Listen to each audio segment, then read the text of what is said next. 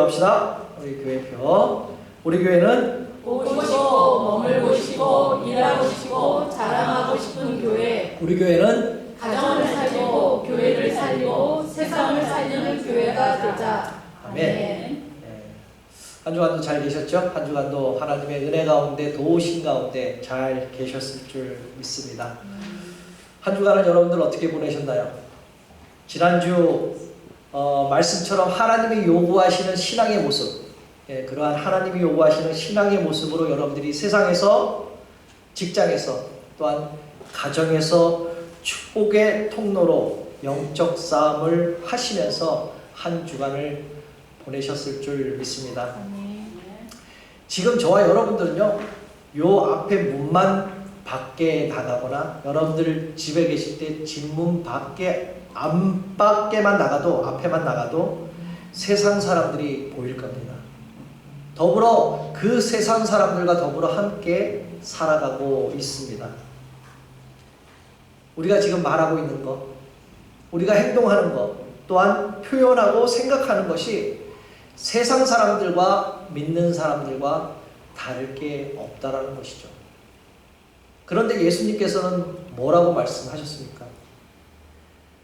너희는 세상의 빛이요 소금이라고 말씀하셨는데, 저와 여러분들은 세상 사람들과 똑같이 살면서도 내 자신의 삶은 뭔가 조금 다르지 않을까, 좀 다르다고 느끼며 살아가고 있지는 않으십니까?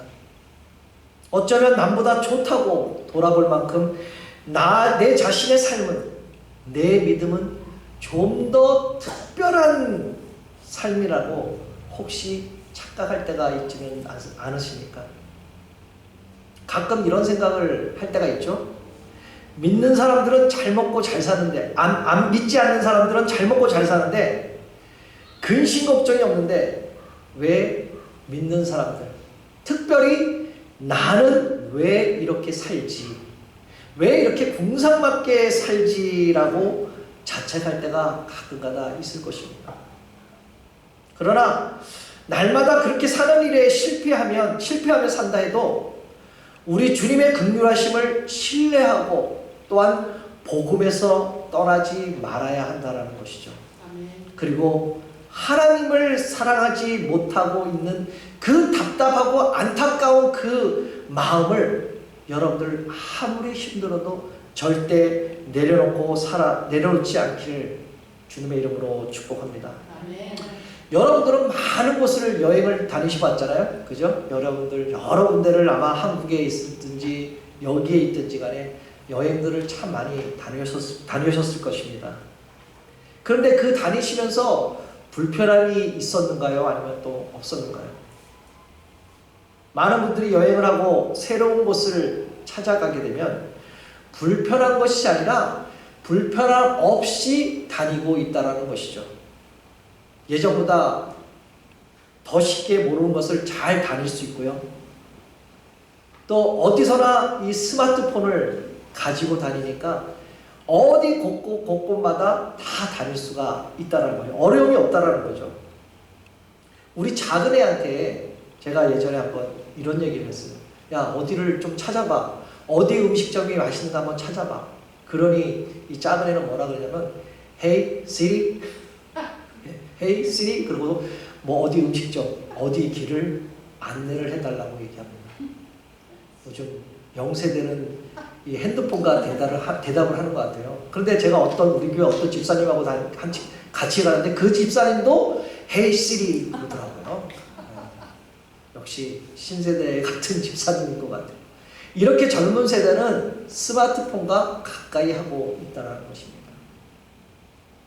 이렇게 어디를 가든지 지도와 모든 인포메이션을 주는 스마트폰을 의지하면서 우리는 다니고 있습니다. 그런데 스마트폰만 믿고 다니다가 난감할 때가 있죠. 가끔가다 난감할 때가 있습니다. 언젠가요? 바로 배터리, 한국말로 배터리. 네. 배터리가 떨어졌을 때, 다 나갔을 때, 핸드폰이 켜지지 않았을 때, 그때는 참 난감하게 됩니다.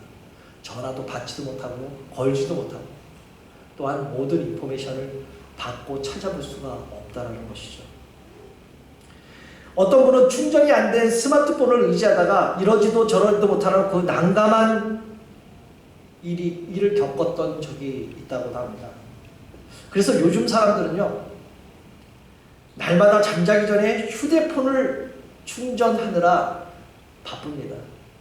마지막 잠자리에 들기 전에 하는 일이 바로 핸드폰 충전이라는 것이죠. 여러분들은 지난 밤에 그렇게 하셨나요? 저는 했어요. 네, 저는 충전을 하고 잤는데 그게 제 핸드폰이 아니라 우리 아내 핸드폰을 충전을 해줬습니다. 스마트폰을 충전하는 일이 거의 우리의 삶의 의식처럼 되어가고 있다는 것이죠. 그런데 말씀을 보고 기도하는 것은 잃어버리지만은 휴대폰을 충전하는 것은 절대로 잃어버리지 않습니다. 우리들은. 이렇게 매일 밤 사람들은 바로 우리들은 스마트폰을 열심히 충전하기 바쁘지만은 사실 내 자신의 영혼을 충전하는 일에는 별로 바쁘지 않는다는 것이죠. 별로 큰 관심이 없다는 것이죠. 바로 핸드폰의 충전보다 우리의 영혼을 충전시키는 일이 더 중요한 것인데 그러지 못하고 살 때가 참 많습니다. 만일 우리들에게 영적 충전이 없어진다면 어떻게 될까요? 어떻게 될까요? 영적 충전이 없다면 신앙생활에 바짝 메말라 가기 시작합니다. 그리고 땅이 메말라가면 갈라지듯이 우리의 신앙도 우리의 믿음도 갈라질 수밖에 없다는 것이죠.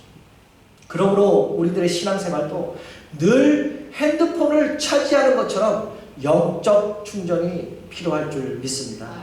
여러분들이 잘 알고 있는 사도행전 2장 말씀에 보면요, 오순절에 성령 사건이 일어나는 그러한 이야기가 있습니다. 사도행전 2장 2절에 4절을 보게 되면 호련히 하늘로부터 급하고 강한 바람 같은 소리가 있어 그들이 앉은 온 집에 가득하며 그들이 다 성령의 충만함을 받았다라고 말씀합니다. 마가의 다락방에서 함께 기도하던 제자들이 바로 성령 충만을 받습니다. 이 오순절의 성령 사건 이후에 많은 사람들이 어떻게 하죠? 죄를 회개합니다. 회개를 통해서 죄 사함을 받고 또한 성령을 선물로 받게 됩니다. 그리고 그들은 서로 교제하고 떡을 떼가면서 기도의 삶을 살게 되었다는 것이죠. 바로 성령으로 인해 교회가 세워진 것입니다. 그런데 이 성령의 임한 사건은 여기서 끝나지 않고 베드로와 그 사도 바울의 복음 전하는 일 가운데 성령께서 역사하는 이야기가 계속 이어지게 되죠. 오늘 본문 로마서에서 사도 바울은 성령을 아주 많이 언급하고 있습니다. 특별히 오늘 읽은 우리 로마서 8장은 흔히 성령장이라고 말씀을 하죠.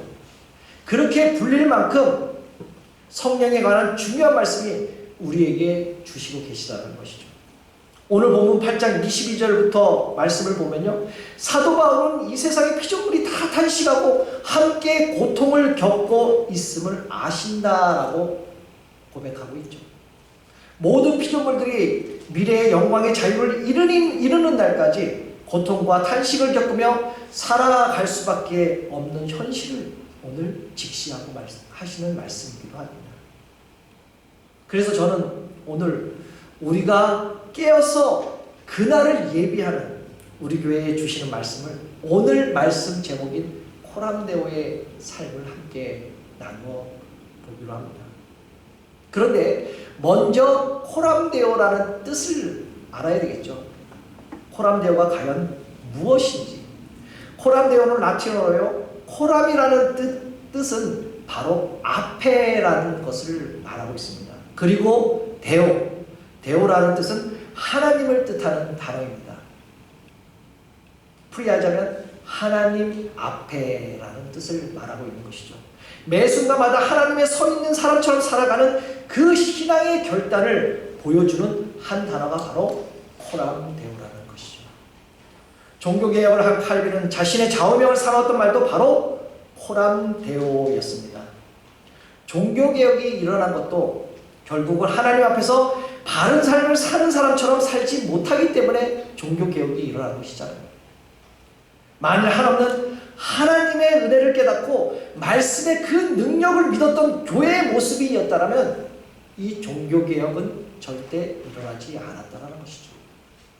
하나님 앞에 서 있는 자신을 깨닫지 못하고 멀리 숨어서 마치 하나님을 모른다라는 착각과 죄의 굴레에서 벗어나지 못한 결과가 참으로 참혹한 현실을 만들어버린 것입니다. 그런 점에서 종교개혁은요, 한마디로 하나님 앞에 다시 서기를 위한 각성운동이라고 말할 수가 있는 것입니다. 다시 말해서 결국 깨어있는 신앙의 결단이라고 말할 수 있다는 것이죠. 그래서 사도 바울은요, 오늘 본문 28절에 이렇게 말씀합니다. 이와 같이 성령도 우리의 연약함을 도우시나니 우리는 마땅히 기도할 바를 알지 못하나 오직 성령이 말할 수 없는 탄식으로 우리를 위하여 친히 간구하시니라. 다시 말해서 우리는 무엇을 기도하는지도 모르지만 성령께서 말로 다 표현할 수 없는 그 간절함으로 우리의 연약함을, 우리의 간절함을 도와주시고 우리를 위해 중보 기도해 주신다는 말씀입니다. 이렇게 성령께서 모든 피조물이 현재 받고 있는 고통의 소리들, 또한 신음 소리들, 또한 탄식하는 것을 들으시고 그 고통 가운데 연약함을 도우시는 분인 것을 알려주고 있다는 것이죠. A.W. 토조 목사님은 성령께서 인격적 자질을 가지고 있다는 분을 이렇게 주장을 합니다. 당신이 인격체이듯이 성령도 인격체입니다. 성령은 들을 수 있고 바라실 수 있고 슬퍼할 수도 있고 기뻐하실 수 있습니다 라고 말합니다. 바로 성령님은 우리 가운데 알고 느끼는 인격체로 계시다라는 말씀이죠. 사랑하는 성도 여러분, 그렇다면 여러분들은 성령님을 어떻게 이해를 하고 계십니까? 여러분들은 과연 성령님이 과연 어떠한 분이라고 알고 계십니까? 여러분들은 성령님과 어떻게 만나고 계십니까?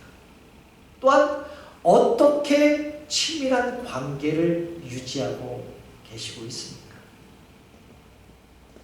성령님께서는 먼 곳에 계신 분이 아니잖아요. 예수님께서 또 다른 보혜사를 보내신 성령이 바로 우리들 곁에 우리를 도우시고 우리의 소리를 들으시고 가까이 오셔서 슬픔과 기쁨을 함께 나눌 수 있는 그 인격적인 성령님이 우리들 곁에 있다는 사실입니다. 연약한 가운데서도 성령께 구하시고 그 성령께 여러분들의 가지고 있는 그 문제거리를 다 내어 맡기고 그 성령님을 찾으시기를 주님의 이름으로 축복합니다. 아멘. 오늘 본문 28절에 이렇게 고백을 다시 하죠. 하나님을 사랑하는 자 곧 그의 부르심을 입은 자들에게는 모든 것이 합력하여 선을 이루리라 라고 말씀합니다. 다시 말해서 이 말씀은요, 하나님 목적을 위해서 부르심을 입은 사람들의 선을 이루시겠다라는 말씀입니다. 바로 하나님을 사랑하는 자에게 모든 것을 합력하여 선을 이루신다는 말씀은 하나님께서 기어코 우리 안에 하나님의 형상을 다시 회복시켜 주겠다, 다시 완성시켜 주겠다라는 그러한 하나님의 강한 의지가 있는 말씀입니다. 그런데 그것은 세상에서 완성되는 것이 아니라 바로 하나님 앞에 바로 설 때 완성된다는 것입니다. 우리 인생은 현세로 승리를 위해서 주어진 것이 아니라 바로 최후 승리를 얻기 위한 방법으로 주어진 우리의 삶, 우리의 인생들이라는 사실입니다. 그러나 많은 사람들은요, 세상에서 승리를 얻으려고 합니다. 그래서 세상 사람들은 재물과 명예를 추구하며 살아가고 있죠. 그렇다면 여러분들은 어떻습니까? 여러분들은 세상 사람들과 똑같이 세상들이 세상에서 주어지는 그러한 삶을 또한 그러한 행복을 그러한 명예를 추구하고 살아가고 계십니까? 우리가 바라보며 살아야 하는 것은요, 언젠가는 주님 앞에 서게 된다는 사실입니다. 여러분들의 모습이 지금보다 더 훨씬 거룩하고 흠없고 책망받은 것이 없는 모습으로 주님 앞에 다시 서기를 다시 한번 주의 이름으로 축복합니다. 아멘. 그렇다면 예수 닮아가는 삶은 과연 어떠한 삶을 말하는 걸까요? 바로 예수님을 닮아가는 성화의 길은 그리스도인들에게 주어진 인생은 최선을 다해 코람데오 삶을 살아가는 방법인 줄 믿습니다. 아멘. 좁은 길을 걸으며 주님 안에서 누리는 작은 행복과 그 평안의 조각들이 완전체 있는 하나님의 나라를 소망하면서 이루어 가는 것을 말씀하고 있는 것이죠. 매일 조금 더 주님을 생각하고 기억하고 그의 마음으로 내 마음을 채우고 살기를 소망한다면 모든 일이 합력하여 선을 이루시는 은혜 가운데 살아가게 될 줄 믿습니다. 아멘. 이것이 바로 오늘 제목인 코람데오 삶이라는 것이죠. 여러분들이 잘 알고 계시는 요한복음 11장에 나오는 그 나사로의 얘기를 아실 겁니다. 그 이야기 가운데 그 35절에 보면요, 예수님께서 눈물을 흘리셨다라는 이러한 말씀이 있습니다. 저는 그 구절이 아직까지도 인상 깊게 남아 있는데요. 왜 예수님께서 눈물을 흘리셨을까라는 것이죠. 왜? 예수님께서 나사로가 다시 살아날 것을 몰라서 눈물을 흘리셨을까요? 예수님은 분명히 나사로가 살아날 것을 알고 있었습니다. 그럼에도 불구하고 눈물을 흘리셨다는 것이죠. 나사로의 죽음을 슬퍼하는 그 가족들과 이웃들과 슬퍼하는 그들의 마음 때문에 예수님이 같이 함께 눈물을 흘리셨다는 것입니다. 바로 예수님은 기뻐하는 자들과 함께 기뻐하고 슬퍼하는 자들과 함께 슬퍼하시는 주님이신 줄 믿으시길 바랍니다. 아멘. 하나님 나라에 사셨던 주님께서 세상에 오셔서 우리들과 같은 모습으로 오셨잖아요. 같은 사람으로 오셨잖아요. 그리고 모든 일에 하나님의 능력으로 사신 것이 아니라 인간으로서 성령의 충만하심으로 세상을 사셨다는 것입니다. 그래서 인간사에 우리의 인생사를 모든 것을 아시는 주님이시고요. 우리와 함께 같은 공감대를 형성하면서 사셨다는 것입니다. 주님은 우리의 믿음이 고난을 통해서 성숙한다는 사실을 알고 계시죠. 결국 고난의 유익이고 하나님의 창조의 목적을 성취하는 일이 없어서는 안 된다는 중요한 사실을 알고 계시다는 것이죠.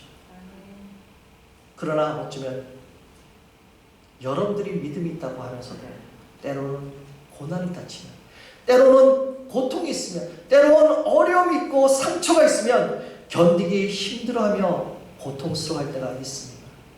그러나 주님은 멀리서 나라고 이리 와라 이리 와라 오라고 손짓하는 분이 아니라는 것이죠.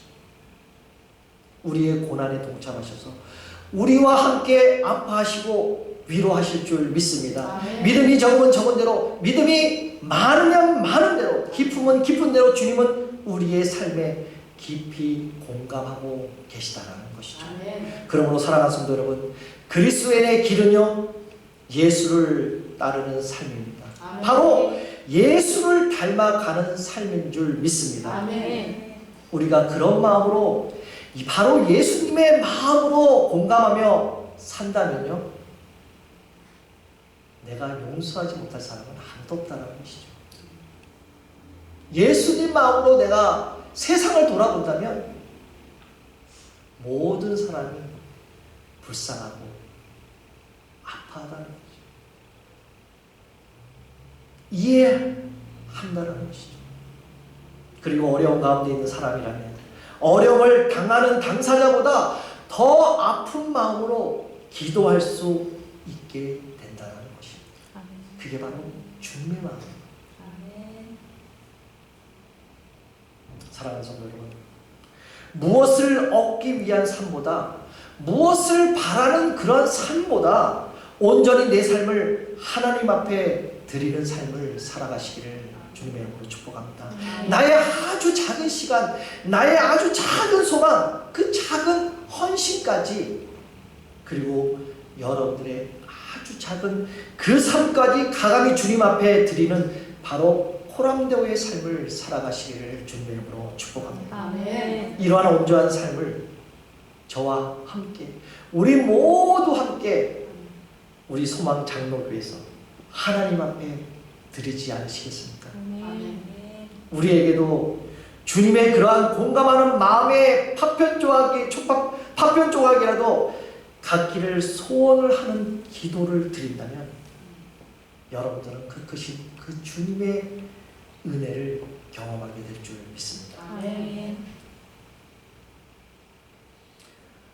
하나님을 전능한 주권자로 인식하고 두려워하며 경외하는 것이 죄악이 가득한 이 땅에 사는 우리들에게 주신 최고의 선물이라는 것이죠. 바로 성경 말씀을 계시하는 그 모습이 그대로가 바로 하나님의 사랑이라는 것입니다.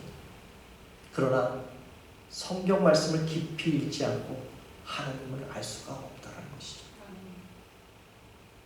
오늘처럼 매 주일마다 교회에 오셔서 설교를 듣거나 가끔 여러분들이 성경을 읽는 것으로 하나님을 절대 이해할 수가 없습니다. 그렇게 작은 시간을 들여서 예배를 듣고 설교 말씀을 듣고 그 하나님의 말씀을 듣고 하나님의 말씀을 보고 하는 거에 여러분들이 하나님을 알 수 있다라고 착각하지 마십시오.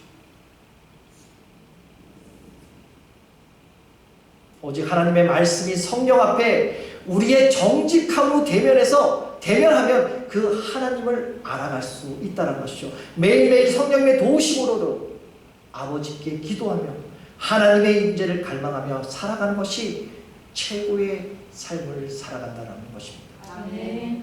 사랑하는 성도 여러분, 우리는 계속 지속적으로 성령의 충만함을 받도록 우리 자신의 삶을 새롭게 재디자인해야 할 줄 믿습니다. 아멘. 함께 모여서 하나님의 말씀을 서로 나누고 은혜를 나누고 그분의 뜻을 따라서 기도함으로써 성령 하나님과 친밀한 상태에서 살아갈 수 있는 그 삶의 구조로 살아가는 그러한 혁신적인 삶을 살아가야 된다는 것입니다. 아멘. 왜 그래야 되겠죠? 바로 그분이 오실 그 날이 가까웠다는 것입니다. 아멘. 그분이 다시 오셨을 때 저와 여러분에게는 분명히 물어볼 질문이 있습니다. 그때 여러분들은